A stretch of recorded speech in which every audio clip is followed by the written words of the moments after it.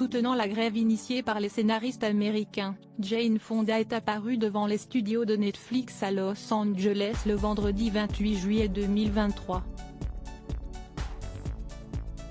Âgée de 85 ans, l'actrice, qui a eu besoin d'AID, semblait fragilisée par la chaleur.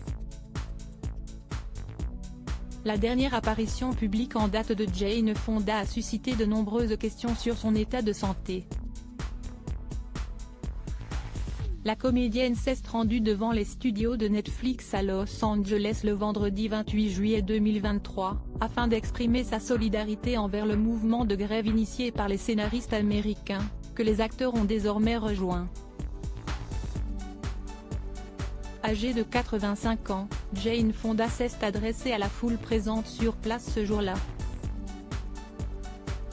Durant son discours, elle a plaidé en faveur des travailleurs, en appelant à une main-d'œuvre équitable avec un bon salaire.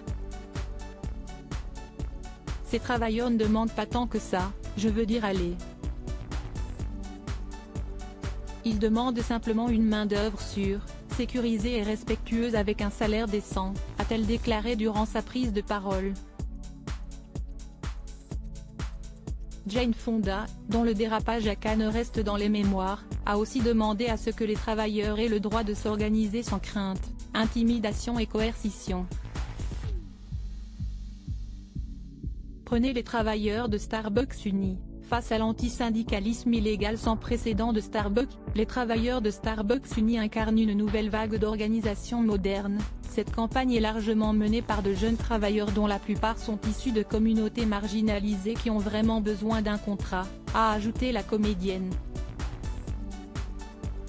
Cependant, visiblement fragilisée par les fortes chaleurs qui touchaient Los Angeles ce jour-là, Jane Fonda a eu besoin d'AID pour quitter la scène.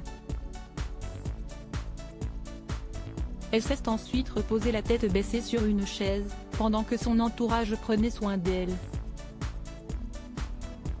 Jane Fonda en rémission, l'actrice a remporté sa bataille contre le cancer pour mémoire. Jane Fonda avait révélé au mois de septembre 2022 que ses médecins lui avaient diagnostiqué un cancer du sang, qui touchait son système lymphatique.